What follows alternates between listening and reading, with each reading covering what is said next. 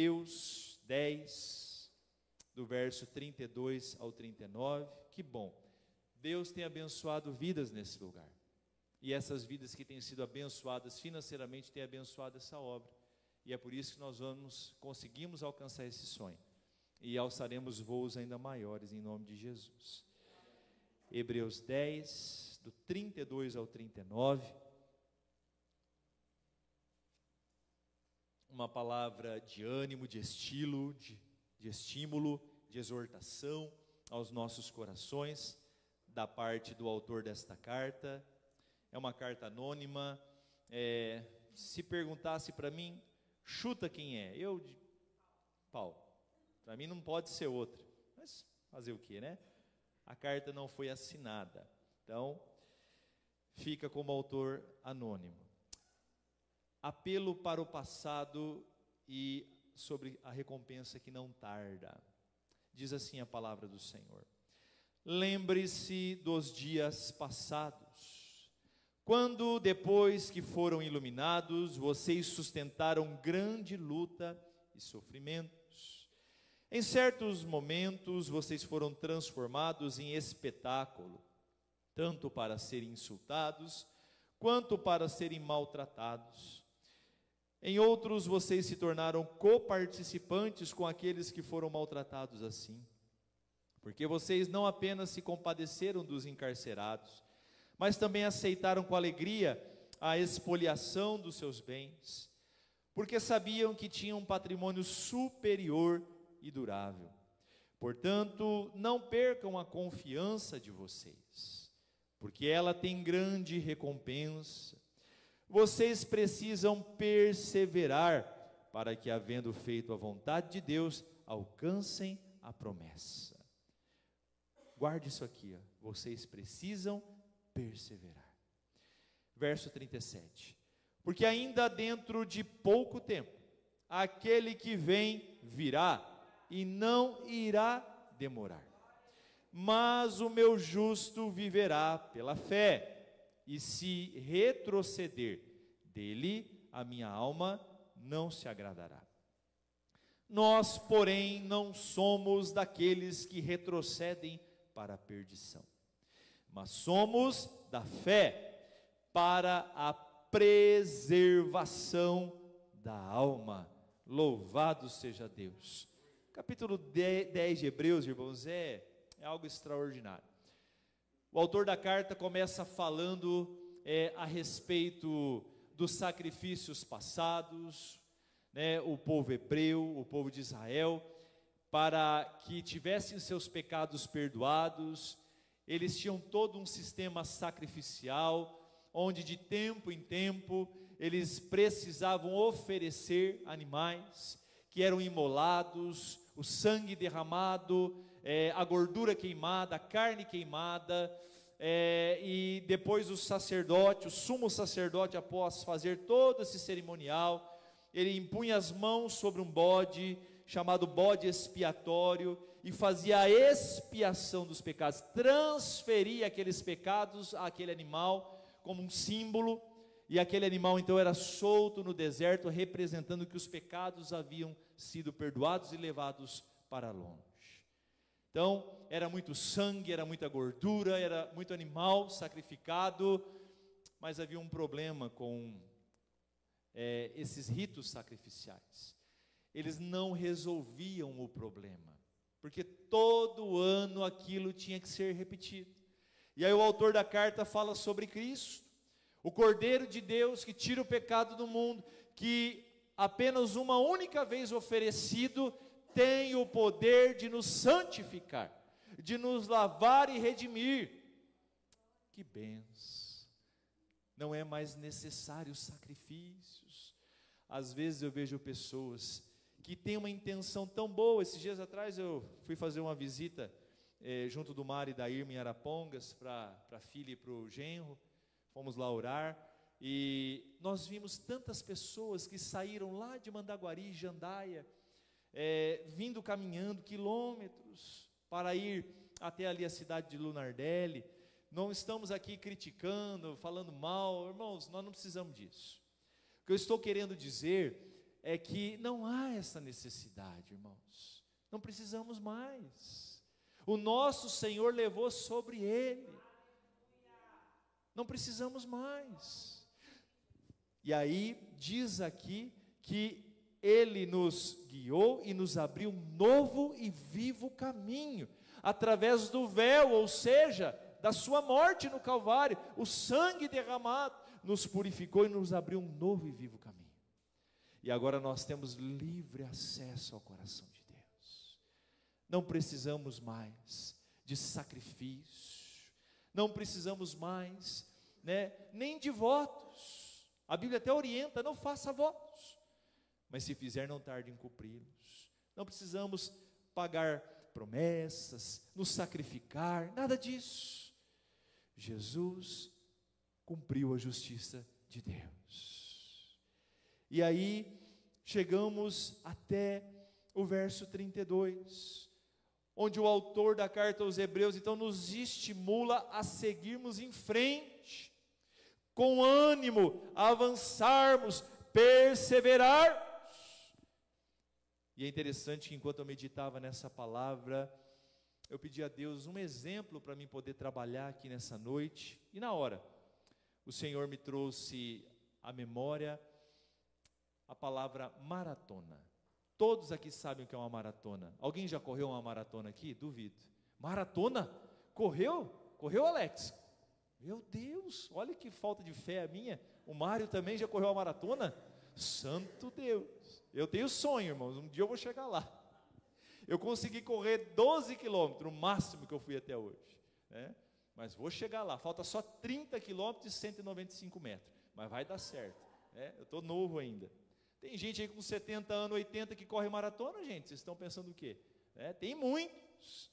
Irmãos, a vida cristã não é 100 metros rasos, não é 200 metros rasos, não é 400 metros com barreira, nem 800 metros, é maratona.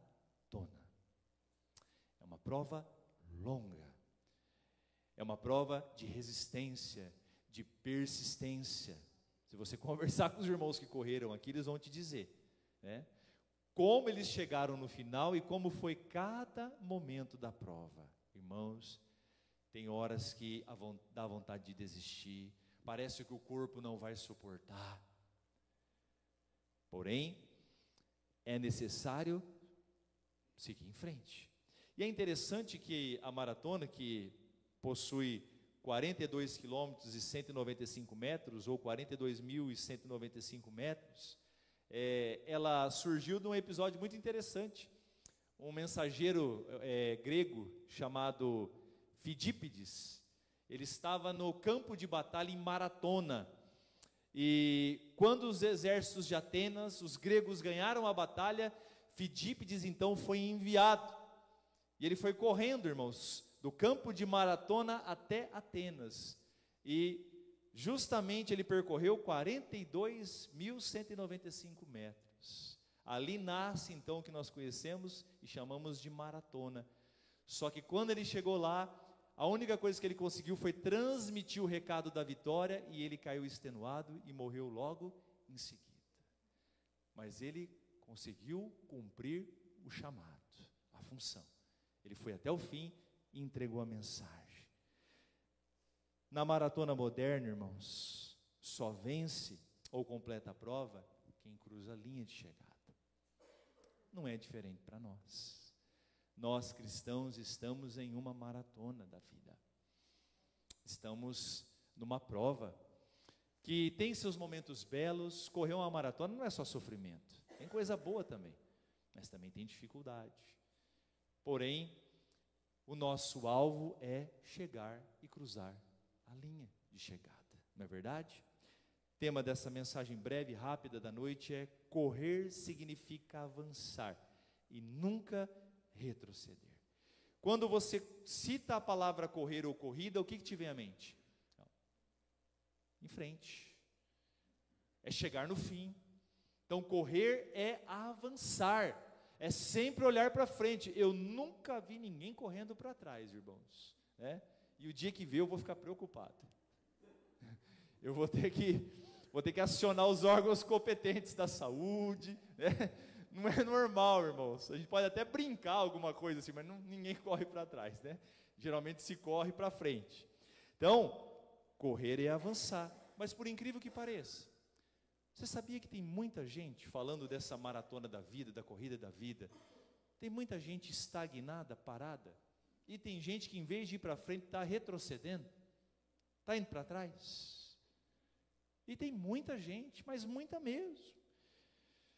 Uma das coisas que eu compreendi nessa mensagem é que a premiação, ela está depois da linha de chegada e não antes. A premiação está depois da linha de chegada e não antes. Olha o verso 36 de Hebreus 10. Vocês precisam perseverar, para que, havendo feito a vontade de Deus, alcancem a promessa. Essa promessa, nós podemos enxergar ela com duas lentes. Primeiro, as promessas terrenas, as quais Deus tem para nós, e que nós devemos perseverar. Eu citei para vocês agora há pouco, que nós adquirimos esse terreno. Há anos nós, como liderança, conversamos a respeito, fizemos o que devíamos fazer para adquiri-lo como igreja, e enfim, graças a Deus, compramos o terreno. Agora vem uma outra etapa, e depois virá outras etapas. São promessas daqui. Você tem desejos e sonhos seus, mas a promessa aqui o autor está enfatizando, é uma que é muito mais excelente do que aquelas que são terrenas. Essa promessa aqui é a promessa eterna, é a salvação, é a eternidade, ao lado do Senhor Jesus, dos santos anjos e dos salvos. Nós precisamos perseverar. Vocês precisam, o que é perseverar? Existe alguém aqui quem aqui, de verdade, com toda humildade, mas com verdade, quem aqui se julga perseverante? Eu sou uma pessoa perseverante. Ah, irmãos, eu sou. Eu não sei se eu sou teimoso ou perseverante, mas eu sou. Glória, fala a Deus, usa a tua serva, profeta, revelou, diz que eu sou teimoso. Mas eu acho que teimosia e perseverança são parentes próximos, são primos, talvez distantes, mas são. Irmãos, perseverança é você não deixar de acreditar, é você não deixar de se movimentar, é não deixar de alimentar a chama no coração. Não podemos. Se é que a gente quer cruzar a linha de chegada, se é que nós queremos ver o que hoje são sonhos se tornarem realidade, temos que perseverar. Perseverança. Vocês precisam perseverar, para que, havendo feito a vontade de Deus, alcance qual é a vontade de Deus para nós? Que nós o sigamos, que nós o sirvamos, que nós andemos segundo a sua vontade. Se fizermos isso, irmãos, nós alcançaremos a promessa. Sabe o que é a dó para o meu coração como pastor e como cristão? Nós temos pessoas que perseveram nos negócios. Irmãos, tem gente. Eu ouvi uma vez um testemunho de um empresário. Vocês conhecem a Teston, né? Vocês veem aí os carros deles, né? O Paulo. Trabalhei numa empresa que forneceu os primeiros transbordos, montou os primeiros transbordos para ele, os transbordos de cana. Irmãos, esse camarada tem uma história sofrida, quebrou várias vezes, ficou, irmãos, no pó.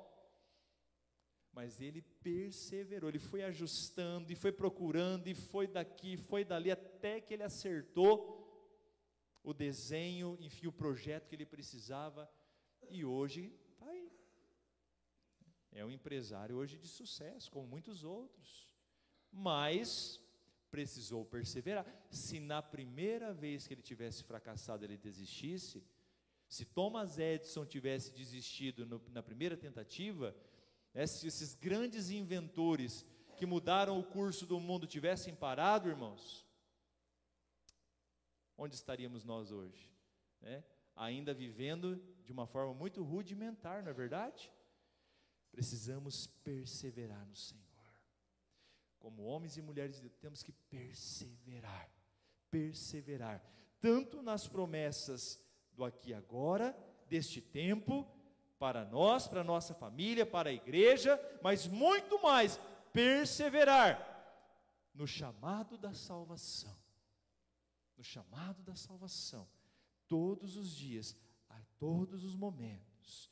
Gálatas 5:7, Gisele, fazendo o favor. O apóstolo Paulo diz para nós, vocês vinham correndo bem. Quem foi que os impediu de continuar a obedecer à verdade? Paulo está exortando os irmãos da Galácia.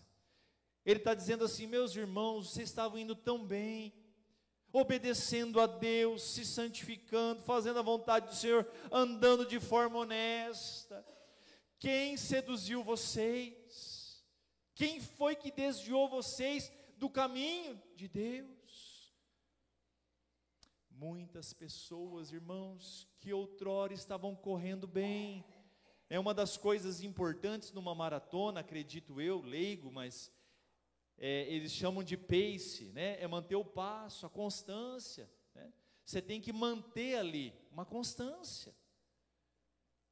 Então os irmãos aqui, estavam indo bem, correndo bonito, uma marcha bonita, avançando, mas deram ouvidos a espíritos enganadores, a vozes estranhas. E está assim de crentes hoje, que pararam, ou então estão voltando atrás. Essa semana eu vi uma coisa, irmãos, que me entristeceu muito, uma postagem de uma família que outrora estava servindo a Deus, e voltou atrás, irmãos, mas voltou atrás de uma forma muito triste. Aquilo cortou meu coração. Estavam indo bem, e voltaram atrás. Meu Deus, que Deus tenha misericórdia, que haja tempo para que eles voltem onde caíram, e sigam novamente o Senhor. Que triste, irmãos, mas tem muita gente assim, muita. Paulo adverte os leitores, que em algum momento da caminhada, situações os fizeram parar ou diminuir o ritmo. Nós não podemos. Temos que manter o nosso passo, orando, jejuando, lendo as Escrituras, cultuando, caminhando. Não podemos nos afastar do Senhor jamais. Uma vez, sendo alvos do Evangelho e salvos, iluminados pela graça, nós não podemos parar nem voltar, nós temos que ir para frente. Como diz o ditado, irmãos, é para frente que se anda. Precisamos avançar. Outra coisa interessante, o Senhor não premiará aqueles que param ou recuam, somente aqueles que chegarem até o fim. Interessante.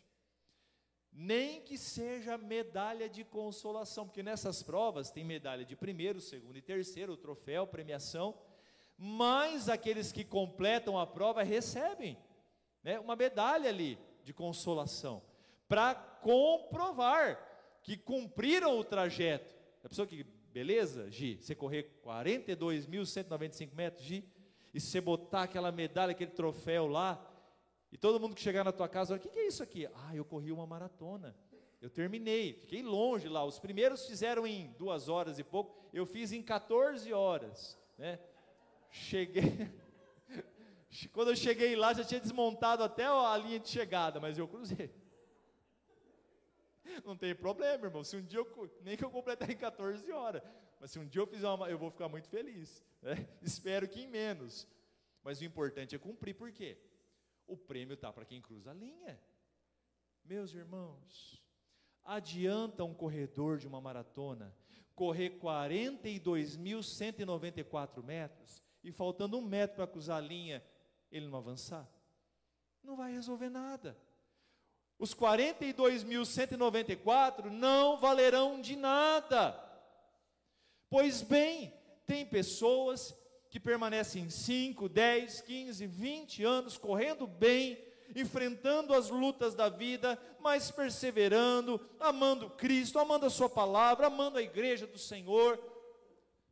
Mas, irmãos, quando já percorreram um trecho tão grande, param, desanimam. Não é que nós não podemos, não há espaço para o desânimo para nós.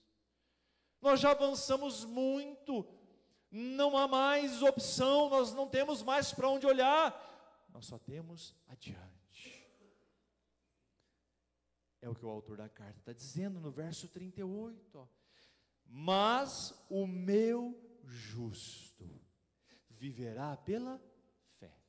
Aqui está o detalhe. O justo não vive por circunstância. Nós não vivemos pelo aquilo que nós estamos vendo. Nós vivemos por fé. O justo, o meu justo, viverá pela fé.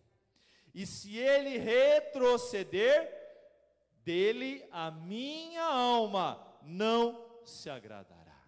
Meu Deus. Então não tem jeito, queridos. Ficar parado não se cogita, voltar então piorou.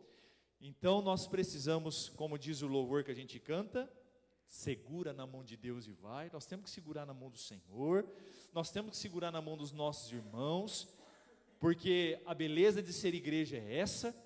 A igreja não é perfeita, ela é feita de gente, no meio dela tem o joio, mas também tem trigo, e não cabe a nós separar o joio do trigo. Jesus mandou não tirar o joio do meio do trigo, deixa lá, ampara, ama, faz a sua parte. No dia que a trombeta tocar, o Senhor, Ele vai pegar o trigo e vai armazenar para a eternidade, e o joio Ele vai arrancar e vai lançar no fogo, nas trevas exteriores. Mas a igreja é o instrumento. Por quê? Irmãos, tem uma frase que eu acho muito bonita, né? Sonho que se sonha junto, é sonho que tem grande chance de se realizar. Agora, sonho que se sonha sozinho, tudo fica difícil. Por isso que ser igreja é uma benção. Não é verdade, Simone? É uma benção. O PG das irmãs é uma bênção. Que coisa maravilhosa. Foi o PG das irmãs que, pela graça de Deus, foi o instrumento que Deus resgatou a Simone. Ela falou para mim: pastor, eu ia morrer. Mas foi ali. As irmãs, ao ver a situação dela, tudo, ali Deus moveu, levantou, e para a glória de Deus está aí. E quantas outras mulheres Deus não vai fazer isso? Não é verdade? Quantos outros homens? Apocalipse 2:10, Gi. Olha o que diz a palavra do Senhor. A parte B ali, ó. Seja fiel até a morte, e eu lhe darei a coroa da vida. Seja fiel até a morte. Nós precisamos ser fiéis ao Senhor até o fim. Até o fim. E receberemos dele a coroa da vida. Louvado seja Deus. Por fim, para encerrar, eu e você somos chamados para irmos até o fim. Queridos, você já ouviu falar dos homens bomba? Tem mulheres bomba também, né? Tanto eles amarram um cinto com explosivos em volta de si, colete, como eles podem usar um carro, um caminhão. Você sabe por que esses homens e mulheres e até crianças fazem isso? Sabe por quê? Porque eles acreditam de todo o coração, primeiro, que eles estão fazendo algo por Deus, por Alá. Eles têm a firme convicção de que eles estão fazendo a obra de Alá. Eles têm uma firme convicção de que eles serão recompensados no paraíso por isso. E eles vão, irmãos, e se autodetonam, e matam pessoas. Eles vão até o fim, até as últimas consequências e detonam. porque eles creem, né, nessa interpretação errônea do Alcorão. O Alcorão não prega nada disso, mas é uma interpretação literal, radical, terrível. Já li metade do Alcorão, o Alcorão não prega isso, mas é a má interpretação, assim como os líderes, falsos líderes evangélicos, usam o púlpito, e uma má interpretação da Bíblia, acabam aí, praticamente arrancando, né, o couro das pessoas, financeiramente e de outras formas. Eles são capazes disso. Olha o verso 39 de Hebreus 10. Nós, porém, não somos dos que retrocedem para a perdição, mas somos da fé para a preservação da alma. Louvado seja Deus. Nós, porém, não somos dos que voltam para a perdição. O Senhor nos tirou da perdição. O caminho que eu andava era de perdição. O caminho que vocês andavam era de perdição eterna e perdição pessoal. Nós fomos tirados da perdição e fomos colocados na luz. Então, meus queridos, nós somos da fé e vivemos para a preservação da alma, para que quando a trombeta tocar, ou quando o nosso dia chegar, nós estejamos com Ele para todos sempre. Para encerrar, 2 Timóteo 4, 7, 8, pode ficar de pé para vocês se esticando aí para a gente orar. 2 Timóteo 4, 7, olha o que o apóstolo Paulo diz, ó. Combati o bom combate, completei a carreira, guardei a fé.